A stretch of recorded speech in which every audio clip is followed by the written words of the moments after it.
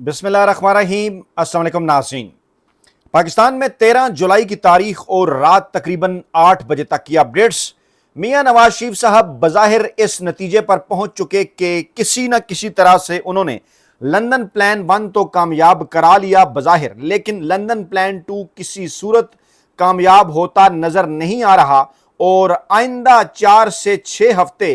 मुस्लिम league Nawaz के सियासी मुस्तकबिल के हवाले से इंतहाई अहम है। मियां नवाज शरीफ साहब ने एक मर्तबा वही काम करना दोबारा शुरू कर दिया जिस किस्म की उनकी तारीख रही है। जी हां, पाकिस्तानी फौज में नकब लगाने का काम मियां साहब माजी में भी ये कर चुके और अब फिर इत्तलात यही हैं। तासुर ये दिया जा रहा है कि पाकिस्तान की खुफिया एजेंसी में पाकिस्तान के मौजूदा फील्ड मार्शल आसिम मुनीर साहब के खिलाफ कुछ अनासिर मौजूद हैं जो पाकिस्तान तहरीक इंसाफ और इमरान खान की इस वक्त फेवर कर रहे हैं और इमरान खान साहब की मकबूलियत की रिपोर्ट्स को जानबूझकर इस चुनतखब हुकूमत तक, शहबाज शरीफ साहब तक और उनके हैंडलर्स और सहूलतकारों तक पहुंचाया जा रहा है। मियां साहब की ख्वाहिश ये है कि अगला DGISI वो अपनी मर्जी के साथ तैनात करें। इस हवाले से उन्होंने पाक फौज में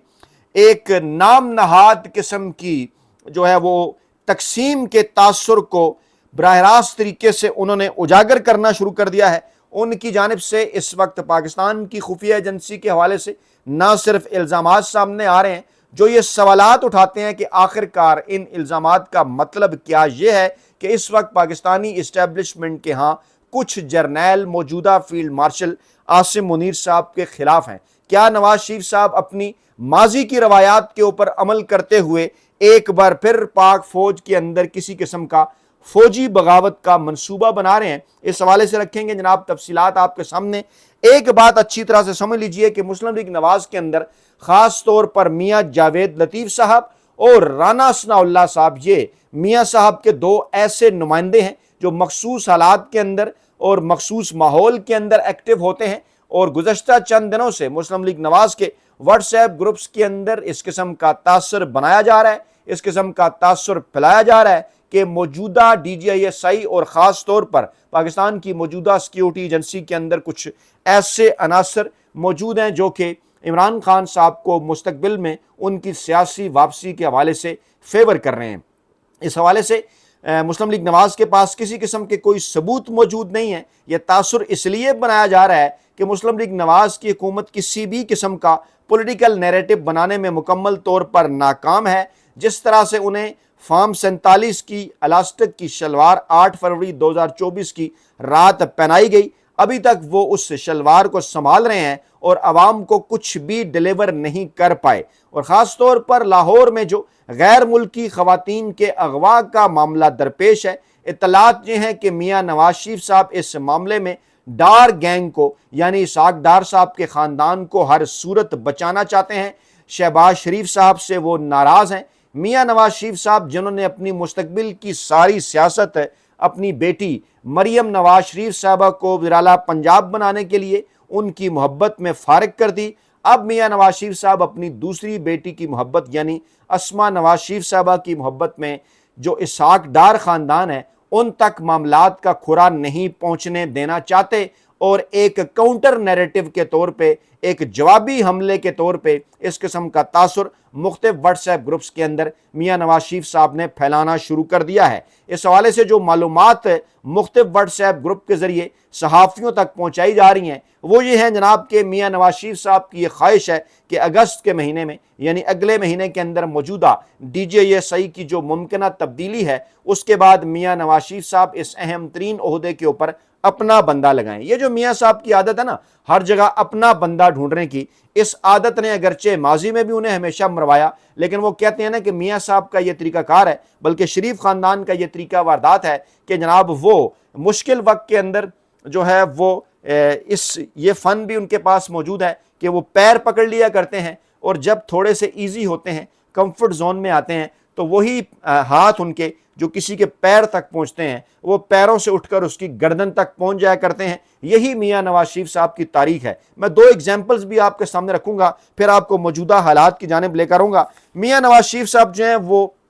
फौज और इंटेलिजेंस एजेंसियों की दरियाफ्त थे اور ماضی میں فوج اور ایجنسیوں ہی نے ان کی تمام تر جو ہے وہ سیاسی تربیت کی تھی، لیکن اقتدار حاصل کرنے کے بعد میاں نواز شریف صاحب نے اپنے موسنوں کو نظر انداز کر دیا، پھر وہ اپنی کچن کیبنٹ کی مرضی سے فیصلے کرنے لگے، اور پھر ان کی کچن کیبنٹ نے انہیں تینوں دفعہ کہاں پہنچایا وہ آپ کے سامنے ہے۔ اب صورتحال جناب یہ ہے کہ میاں صاحب اس قسم کے غلط فیصلے کرتے کرتے آخرکار کہاں تک پہنچے۔ اچھی طرح سے آپ کو یاد ہے میاں نواز شریف صاحب نے ایک دور میں اپنے ابا جی کو تمام تر سیاسی معاملات میں اس حد تک انوالو کر دیا تھا کہ تاریخی حقائق یہ بتاتے ہیں کہ وہ نظام حکومت چلایا کرتے تھے، اور اس وقت کے جو آرمی چیف ہیں آصف نواز جنجوعہ صاحب، انہوں نے ناشتے پر بلایا کیونکہ میاں صاحب کے ان کے ساتھ اختلافات پیدا ہو گئے تھے۔ اختلافات کیا تھے؟ میاں صاحب یہ چاہتے تھے کہ آصف نواز جنجوعہ صاحب محترمہ بینظیر بھٹو کے خلاف ان کا ساتھ دیں، اور جنجوعہ صاحب غیر جانبدار رہنا چاہتے تھے۔ میاں صاحب کو اس قسم کا ماحول تو جو ہے وہ کسی طور قبول نہیں تھا۔ ماضی ان کا گواہ ہے کہ کیسے جنرل ضیاء الحق، جنرل حمید گل، جنرل جیلانی اور پھر تمام تر معاملات کیسے ان کی سیاسی تاریخ میں آگے بڑھے۔ یہاں بھی وہ لاڈلا بچہ بنے ہوئے تھے، کوشش ان کی یہ تھی کہ انہیں حمایت حاصل ہو جائے، اور اس مقصد کے لیے انہوں نے باقاعدہ طور پر آصف نواز جنجوعہ صاحب کے انڈر جو کور کمانڈرز تھے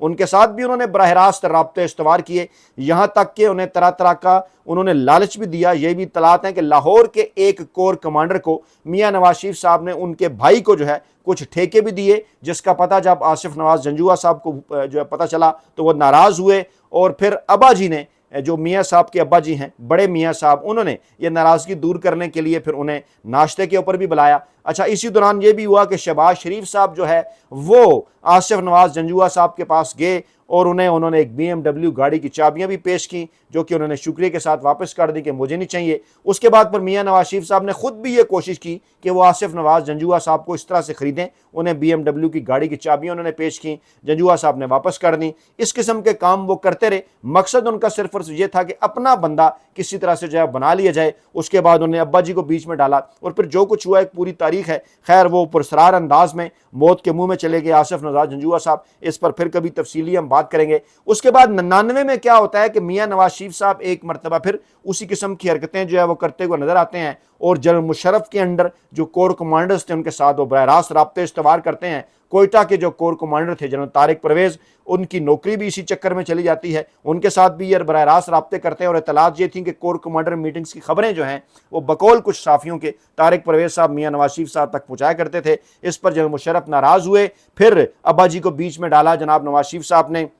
ان کو بھی ناشتے پہ بلایا اور کہا جناب ہم آپ کو سارے عہدے دے دیتے ہیں، جوائنٹ چیف کا بھی، آپ کی مدت ملازمت بھی بڑھا دیتے ہیں، لیکن ہم آپ کے ساتھ صلح کرنا چاہتے ہیں۔ لیکن مشرف صاحب کو اچھی طرح سے اندازہ تھا کہ نواز شریف صاحب وار کرنے سے باز نہیں آئیں گے، اور پھر ایسا ہی ہوا۔ 12 اکتوبر 1999 کو جو کچھ ہوا یہ ایک تاریخ ہے۔ یعنی میاں نواز شریف صاحب بظاہر جب آپ کے ساتھ تعلقات بہتر کرنے کی کوشش کر رہے ہوتے ہیں، آپ کو تمام تر عہدے آپ کو دے رہے ہوتے ہیں، اس دوران بھی ان کی یہ کوشش ہوتی ہے کہ کوئی نہ کوئی ایک ایسا وار کر دیا جائے کہ اہم ترین عہدوں پر موجود شخصیات کو کمزور کر دیا جائے۔ اس وقت بھی خاص طور پر گزشتہ نومبر سے لے کے ابھی تک جب سے آرمی چیف صاحب کی مدت ملازمت میں اضافہ ہوا، ان کے پاس ایک اور عہدہ چیف آف ڈیفنس فورسز آ گیا۔ اس کے بعد میاں صاحب کو یہ نظر آ رہا ہے کہ ان کی سیاست مکمل طور پر ہو چکی ہے فارغ، انہیں اچھی طرح سے اس بات کا اندازہ ہو چکا ہے کہ ان کی سیاسی دکان مکمل طور پر ہو چکی ہے بند، اور اپنی بیٹی کی محبت میں معاملات کو وہ اس نہج پر لے جا چکے ہیں کہ جہاں یہ صورتحال بن چکی ہے کہ اپنے آبائی حلقے کے اندر بھی وہ عمران خان کی ایک ادنا کارکن یاسمین راشد صاحبہ سے ہار جاتے ہیں، جو کہ کمپین بھی نہیں چلاتی، جن کے پاس بلے کا نشان بھی نہیں ہوتا، جو کہ کینسر پیشنٹ ہیں، اسپتال کے اندر ہوتی ہیں۔ یہ صورتحال اس وقت مسلم لیگ نواز کی بن چکی، اور انہیں اچھی طرح سے اس بات کا اندازہ ہے کہ اگلے الیکشن کے اندر بھی انہیں کسی قسم کا کوئی ووٹ نہیں ملنے والا۔ تو پھر میاں نواز شریف صاحب اطلاعات کے مطابق یہ پلان کر رہے ہیں کہ ایک بار پھر وہ بظاہر سول سپریمیسی کا جھنڈا اٹھائیں اور سویلین بالادستی کی آواز لگائیں اور کہیں نہیں جناب ہم تو پاکستان کے اندر سویلین بالادستی چاہتے ہیں۔ نواز شریف صاحب کیونکہ اس وقت مکمل طور پر ہینڈلرز کے قابو میں ہیں، میاں نواز شریف صاحب ان سے ناراض ہیں۔ کوشش میاں نواز شریف صاحب کی یہ ہے کہ اگلے کسی سیٹ اپ کے اندر نواز شریف صاحب کو پیچھے کر کے مریم نواز صاحبہ کو بطور وزیر اعلیٰ انٹروڈیوس کرایا جائے، اور پھر جو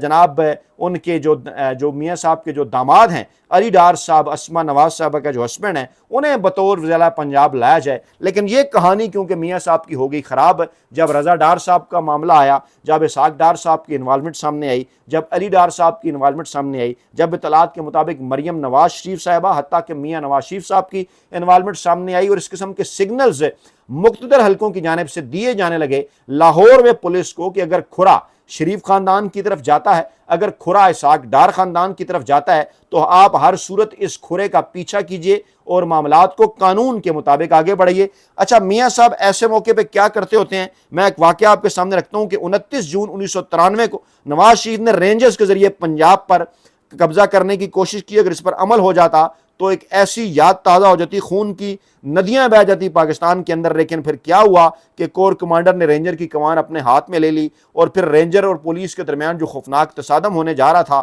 ایک دوسرے کا وہ نشانہ بننے سے بچ گئے۔ لیکن پھر کیا ہوا کہ لاہور کے کور کمانڈر نے بروقت مداخلت کی اور اس کے بعد پھر چیف سیکرٹری جاوید قریشی، کچھ لوگ جو سینئر ہیں انہیں ان معاملات کا پتہ ہے کہ کیسے انہوں نے جناب ان کے تدبر کی وجہ سے تمام تر جو معاملات ہیں وہ جناب اس میں جو ہے وہ بہتری آئی۔ یعنی میاں نواز شریف صاحب ہمیشہ اداروں کو بھی آمنے سامنے کرتے ہیں۔ اب بھی اسی قسم کی خبریں آ رہی ہیں سامنے کہ میاں نواز شریف صاحب کی یہ خواہش ہے، اس قسم کی کوشش انہوں نے پہلے بھی کی۔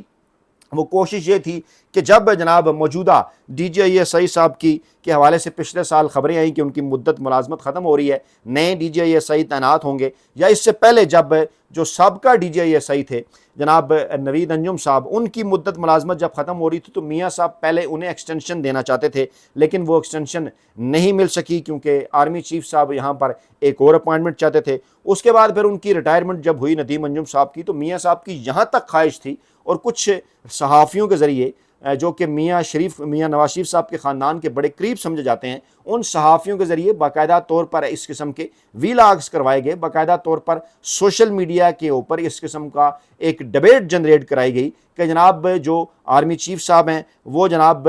جو ہیں وہ کسی اور شخصیت کو D G I S I کے طور پر، مستقبل کے D G I S I کے طور پر دیکھنا چاہتے ہیں، اور اس میں نام آیا میجر جنرل فیصل نصیر صاحب کا۔ اور پھر اس قسم کی خبریں بھی سامنے آئیں کہ کچھ ایسے مخصوص اکاؤنٹس جنہیں پاکستان کی خفیہ ایجنسی کے ساتھ الائن قرار دیا جا رہا تھا، ان کی جانب سے کچھ ٹویٹس بھی سامنے آئے۔ لیکن بہرحال پوری کی پوری مسلم لیگ نواز کی اس قسم کی کوشش تھی کہ ایک ایسی کنفیوژن پیدا کر دی جائے پاکستانی اداروں کے درمیان کہ جس کے نتیجے میں آگے چل کے جسے کہتے ہیں نا پنجابی کے اندر ایک کڑمس مچ جائے۔ میاں نواز شریف صاحب اس وقت جو آج کے دن کی صورتحال ہے اس میں موجودہ جو سیٹ اپ ہے وہ انہیں چین نہیں لینے دے رہا۔ میاں نواز شریف صاحب کو اچھی طرح سے اس بات کا اندازہ ہو چکا کہ پاکستانی اسٹیبلشمنٹ اور پاکستان کے مقتدر حلقے ان سے، ان کے بھائی شہباز شریف سے، ان کی بیٹی مریم نواز صاحبہ سے جو کام لینا چاہتے تھے وہ لے چکے ہیں، اور آغاز ہوگا عنقریب اسحاق ڈار صاحب کو گھر بھجوانے کے عمل سے۔ یعنی پہلے اسحاق ڈار صاحب کو گھر بھجوایا جائے گا،